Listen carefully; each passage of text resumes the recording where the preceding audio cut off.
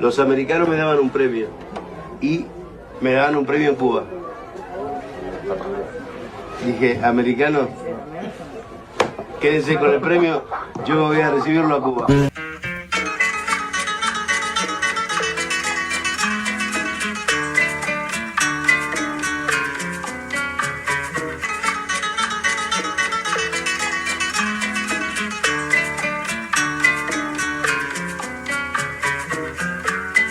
Aprendimos a quererte desde la histórica altura donde el sol de tu bravura le puso cerco a la muerte. Che Guevara'nın normalde Küba'da olduğu bilinir ama aslında kendisi bir Arjantinliydi. Küba onun şahsi meselesi değil, bütün Latin Amerika'nın Amerikan emperyalizminden kurtulmasını hedefliyordu. Öyle büyük bir devrimciydi. Aynı zamanda devrim zamanında Ulu Önderimiz Mustafa Kemal Atatürk'ün fikirlerinden de beslendi. Onun haricinde Amerika'ya karşı açıkçası herhangi bir şekilde onurlu bir şekilde mücadele gösteren herkes saygımı, sevgimi kazanır. Nasıl diyoruz o zaman? Así se queda la clara, la extrañable presencia de tu querida presencia, Comandante Che Guevara. Ver müziği. Aquí se queda la clara, la entrañable transparencia de tu querida presencia, comandante Che Guevara. İlk gelinecek yer atamızın heykeliyle beraberiz. Burada şöyle diyeyim size, Küba'nın en iyi yerlerinden birinde, yani merkezin direkt sahil kısmı denilen Malecon kısmına koymuşlar atamızın heykelini. İnanılmaz güzel ya. Yani hani hem Küba gibi bir ülkede olması daha da özel. Niye? Devrimlerin ülkesi ve Küba bağımsızlığını kazanırken, işte bu devrimler yapılırken Che Guevara'nın Atatürk'ü, atamızı ilham aldığını da biliyoruz. Bunun için aslında sadece bizim değil, bütün dünyanın değer verdiği bir lider olduğunu, buraya gelip yeniden zaten bildiğimiz bir şeyi yeniden daha da iyi görüyorsun. Evet, gördüğünüz gibi Mustafa Kemal Atatürk, Türkiye Cumhuriyeti kurucusu, yurtta sulh, cihanda sulh. Paz en el país, paz en el mundo. Şu anda Plaza de Revolución meydanındayız. Yani devrim meydanı. Burası Havana'nın en geniş meydanlarından biri ve en önemli meydanlarından da biri. Niye? Çünkü binalarda Cienfuegos ve Che Guevara'nın portreleri yer alıyor. 1950'li yıllara kadar Küba için aslında çok iyi geçmediğini söylemiştik. Amerika Birleşik Devletleri kontrol altında fuhuş, mafya ve kumarhane merkezi haline gelmişti. Fakat 1953'te Fidel Castro'nun önderliğinde devrim hareketleri başlıyor. Henüz devrimin ilk yıllarında Fidel tutuklanıyor ve tarih beni beraat ettirecektir, o meşhur sözünü söylüyor. Daha sonrasında 1953 yılında Granma adı verilen bir tekneyle Che Guevara, Camilo Cienfuegos ve Fidel Castro'nun önderliğinde 82 Kübalı devrimci Meksika'dan Küba'ya doğru hareket ediyor ve devrimin hareketlerini başlatıyor. 1956 yılında devrim sonuç veriyor ve Batista rejimi kaçıyor. Amerika Birleşik Devletleri'nin kontrolü Küba üzerinden kalkıyor ve Küba için aslında sosyalist bir rejim başlamış oluyor. Bu aslında tarih içinde bir dönüm noktası.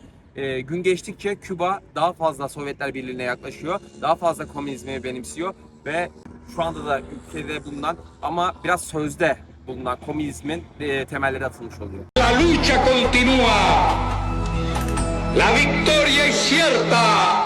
Patria o muerte. Biraz devrimden önceleri Fidel Castro, Che Guevara ve Camilo Cienfuegos'tan da bahsetmek lazım. Fidel Castro aslında devrimin stratejik beyniydi ve lideriydi. Che Guevara gerilla taktik ustasıydı ve bir Arjantinliydi. Daha çok sahadaki taktiklerde vesaire fark yaratıyordu.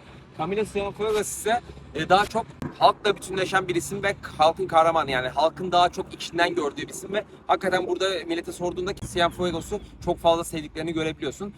Fidel'e karşı biraz ön yargıları var günümüzde. Neden? Çünkü Fidel döneminde gerçekten devrimin ilk yıllarında ve bu yapıyı kurarken Küba iyi bir kalkınma içindeydi. Ama şu an günümüzde gördüğümüz kadarıyla 1990'dan sonra Sovyetler Birliği'nin de çökmesiyle, yardımın tam anlamıyla kesilmesiyle ve en son darbede, bu koronadan sonraki dönemde gerçekten inanılmaz bir yoksulluk olduğunu, bu komünizmin rejiminin tam anlamıyla yeterli kalmadığını, biraz çağ dışı kaldığını çok net bir şekilde görebiliyorsun geldiğinde. O yüzden aslında insanlar da komünizmden ve Fidel Castro'dan biraz uzaklaşmış durumda. Che Guevara'ya ve Camilo Cienfuegos'a karşı yine bir sempati devam ediyor.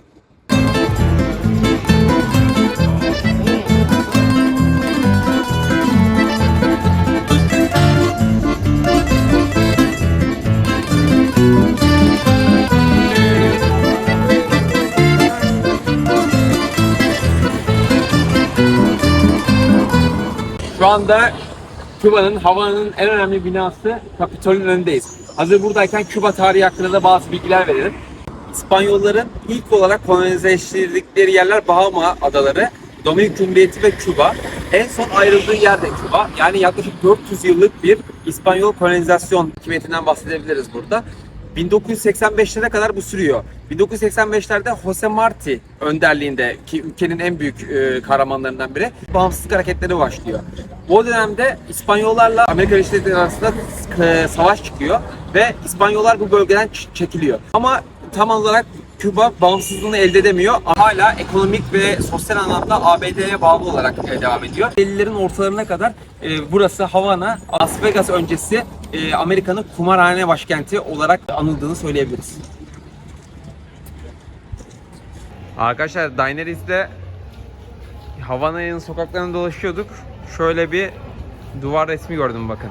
Tamamen İstanbul'u resmetmişler.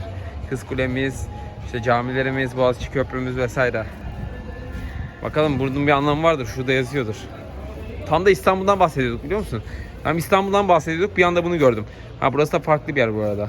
Burası herhalde ne diyor? İstanbul ile bu da Havana direkt. İstanbul'la Havana'yı resmeden minyatürler Havana'nın kuruluşunun 500. yıl dönümü vesilesiyle Türkiye Cumhuriyeti tarafından hediye edilmiştir diyor. Vay. Minyatürler Karadeniz Holding, o benim soyadım direkt. İznik Çini Vakfı ve Türk Hava Yolları sponsorluğunda hazırlanmıştır. Çok güzel. Cerámica tradicional turca que representa Estambul y La Habana. Es un obsequio de la República de Turquía en conmemoración del 500 aniversario de la fundación de La Habana. Wow. El mural ha sido patrocinado por Karadeniz Holding. Ezmis apellido. Ah, sí. Sí. Uy, eres importante. Sí. Fundación de Azulejos de İznik Vay y vay vay. aerolíneas turcas. Sí. Aquello lo ponen en la nueva. 2019 yılında yapılmış. Aralık. Vay be. Burası Havana. Güzel, çok güzel. Burası da Türkiye. İstanbul.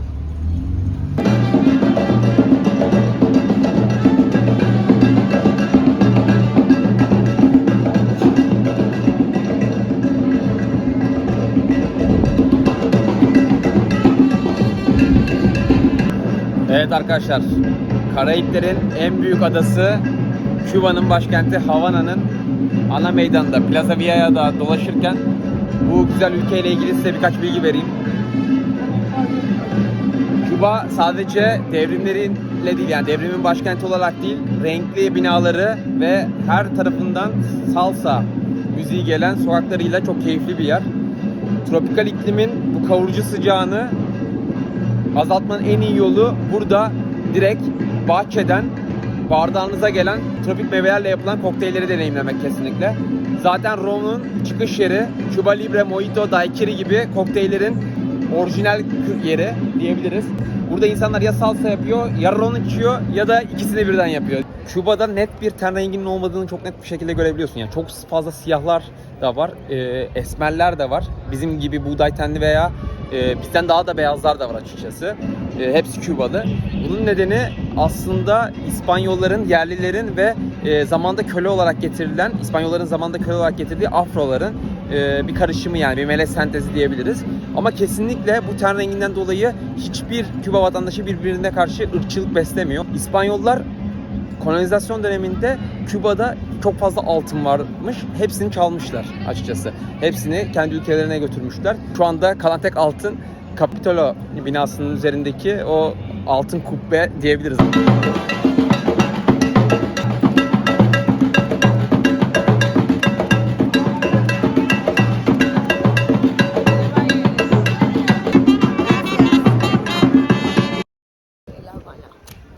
Havana'nın gece sokaklarında yürüyoruz. puede ser que más peligrosos zonas de La Habana.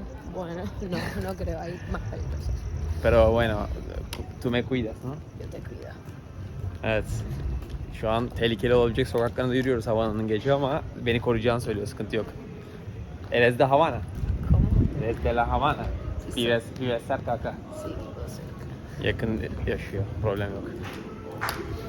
Havana'da bazen elektrikler de gidiyor. Çoğu sokak o yüzden karanlık.